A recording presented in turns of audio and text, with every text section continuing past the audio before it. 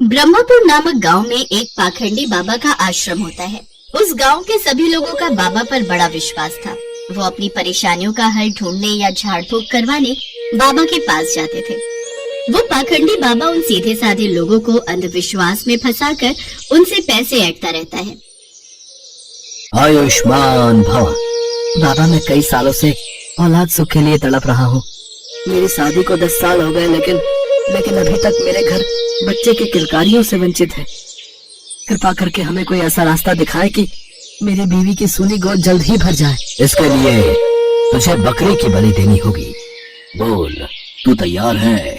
लेकिन बलि देना तो पाप है ना बाबा। मूर्ख, अब तू तय करेगा कि क्या सही है और क्या गलत। इन्हें माफ कर दीजिएगा बाबा जी, इनसे भूल हो गई। हम बच्चे के लिए कुछ भी करेंगे, बलि भी देंगे। तो ठीक है, कल आश्रम में बलि चढ़ाने का महायज्ञ है। कल बकरी लेकर आ जाना। कल ही हम उसकी बलि देंगे और तुम्हें सारे कष्टों से छुटकारा मिल जाएगा। सुनो शिष्य, कल के महायज्ञ में बलि चढ़ाने के लिए एक बकरी का इंतजाम किया जाए। जो आ गया बाबा जी, हम अभी जाकर बकरी का इंतजाम करते हैं। लेकिन अगर आप बुरा न माने तो मैं क्या आपसे कुछ पूछ सकता हूँ बाबा जी? पूछो वत्स, क्या पूछना है? अपनी मनोकामना पूर्ण करने के लिए बकरी की बलि देने वाली बात मुझे कुछ समझ नहीं आई। क्या किसी की बलि देना जरूरी है? बलि देने से भगवान प्रसन्न होते हैं और हमारी सारी मनोकामना पूर्ण होती है। माफ करना बाबा जी, लेकिन आपकी इस बात से मैं सहमत नहीं हूँ। समस्त सृष्टि के जन्मदाता और मृत्युदाता तो ईश्वर है। फिर अबोध प्राणी की बलि लेकर आखिर वो कैसे प्रसन्न हो सकते हैं? और किसी की जान लेना तो पाप ही होता है ना बाबा जी। और किसी की जान लेकर कोई भी कामना पूर्ण नहीं होती। खामोश, तुम दोनों ये क्या अनाप शनाप बक रहे हो? मेरे आश्रम में तुम दोनों को मेरे जैसा महात्मा बनना है या नहीं? बनना है बाबा जी, बनना है। तो फिर जो मैं कहूँ उसका पालन करो। अब जाओ और बलि के लिए बकरी लेकर आओ। जी बाबा जी, जैसी आपकी आज्ञा। इसके बाद वो दोनों बलि के लिए बकरी खरीदने निकल पड़ते हैं। रास्ते में चलते चलते वो दोनों शिष्य आपस में बात करते हैं। रामू, बलि देने के लिए बकरी का इंतजाम करके हम दोनों कहीं किसी पाप के भागीदारी तो नहीं बनने जा रहे? श्यामो, मुझे भी यही लग रहा है। अपनी मनोकामना पूर्ण करने के लिए किसी निर्जीव की बलि देना ठीक बात नहीं है। तुम बिल्कुल ठीक कह रहे हो रामू, लेकिन हम कर भी क्या सकते हैं? बाबा जी से सिद्धि प्राप्त करने के लिए हमें अपना मुंह बंद रखना होगा। हाँ, और वो जो कहें उनकी बात को मानना होगा। कुछ ही देर बाद वो दोनों शिष्य बात करते हुए देनदार के घर पहुंच जाते हैं। उस घर के बाहर कुछ बकरियां बंधी हुई होती हैं। उन दोनों शिष्यों को आता देख काली और गोरी बकरी आपस में बात करने लगती हैं। देखो झुमरी, वहाँ देख, हमें खरीदने कौन आ रहा है? हमें नहीं, सिर्फ मुझे। ये साधु मुझे खरीदने आ रहे हैं क्योंकि मैं तुझसे ज्यादा सुंदर भी हूँ और तंदुरुस्त भी। वो सब तो ठीक है, लेकिन ये दोनों साधु तुम्हें खरीद के करेंगे क्या? वो मुझे अपने आश्रम में ले जाकर मेरी खूब सेवा पानी करेंगे। हर रोज मुझे ताजा ताजा हरा हरा चारा खिलाएंगे, मेरे साथ खेलेंगे, मेरा ध्यान रखेंगे और फिर मैं भी इन्हें ढेर सारा ताजा ताजा दूध दूंगी। अरे वाह, फिर तो बड़ी ही किस्मत वाली बकरी होगी वो, जिसे ये साधु बाबा अपने साथ ले जाएंगे। हाँ, और वो खुशकिस्मत बकरी मैं ही हूँ। देख लेना तुम, वो मुझे ही अपने साथ लेकर जाएंगे। हाँ। उन दोनों बकरियों को तो यही लग रहा था कि ये दोनों साधु बाबा है और उन्हें खरीद कर आश्रम में ही ले जाएगा, मगर वो इस बात से बिल्कुल अनजान थी कि ये पाखंडी बाबा के 2 शिष्य थे और वो तो बकरी बलि देने के लिए लेकर जाने वाले हैं। फिर वो दोनों शिष्य देनदार लखन से मिलते हैं। बाबा जी की जय। पाए लागू महाराज। कहिए महाराज, आज यहाँ कैसे आना हुआ?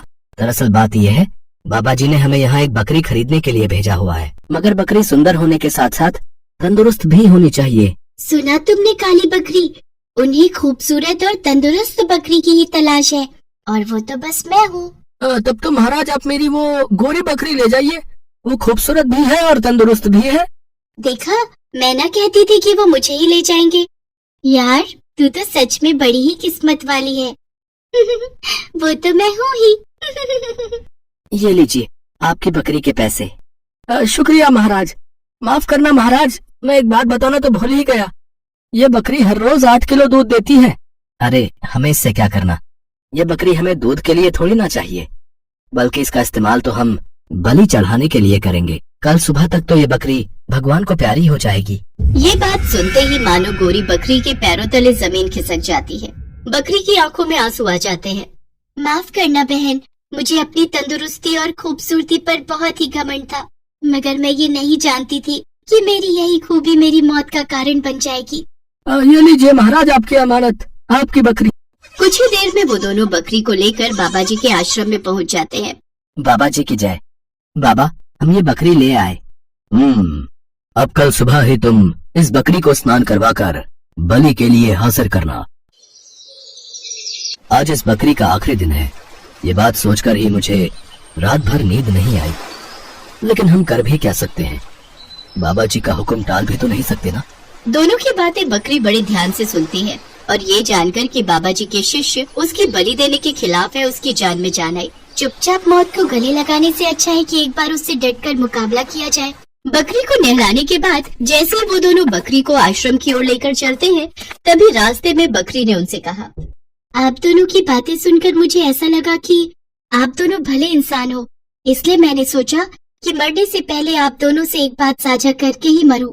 अच्छा, वो क्या बात है? मैं जानती हूँ कि आज मेरी बलि देकर मुझे मार दिया जाएगा, लेकिन फिर भी मैं आज बहुत खुश हूँ। अच्छा, लेकिन वो क्यों? क्योंकि मुझे तुम्हारे उस बाबा जी पर हंसी आ रही है।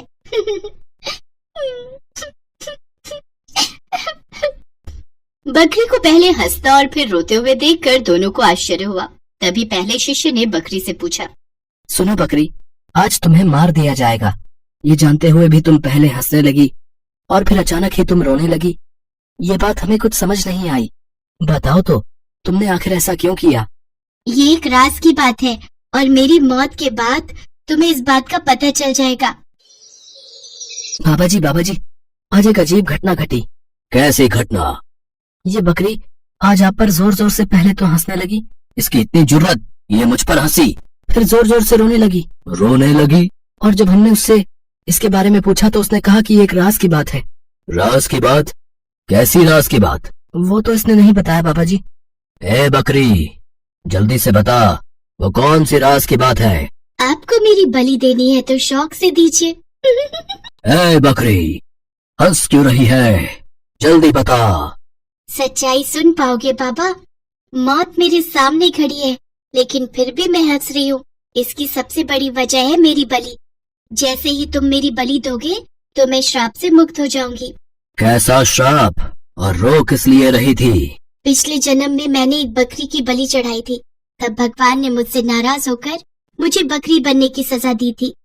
अब आप मेरी बलि दोगे तो आप श्रापित हो जाओगे, फिर अगले जन्म में मैं इंसान बन जाऊंगी और आप बकरी बन जाओगे।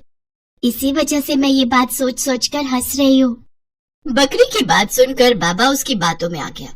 उसे अपने अगले जन्म की चिंता सताने लगी। फिर बाबा ने कसम खाई कि वो कभी भी बकरी की बलि नहीं चढ़ाएगा। शिष्यों, आज से हमारे आश्रम में किसी भी तरह की बलि नहीं दी जाएगी। आज से ये बकरी हमारी प्रिय बकरी होगी। उसको साफ सुथरी जगह पर रखा जाए, हर रोज इसको ताजा ताजा चारा खिलाया जाए, इसको बाहर घुमाने लेकर जाओ और इसकी खूब सेवा पानी करो। ये अब मैं रोज ताजा ताजा दूध दूंगी। इस तरह उस चतुर बकरी ने मुश्किल समय में किस तरह अपने अक्ल का इस्तेमाल करके अपनी जान बचाई और समाज को ये आदेश दिया कि मुश्किल घड़ी में हमें घबराना नहीं चाहिए। अपने साहस और चतुराई से हर मुश्किल का सामना डटकर करना चाहिए।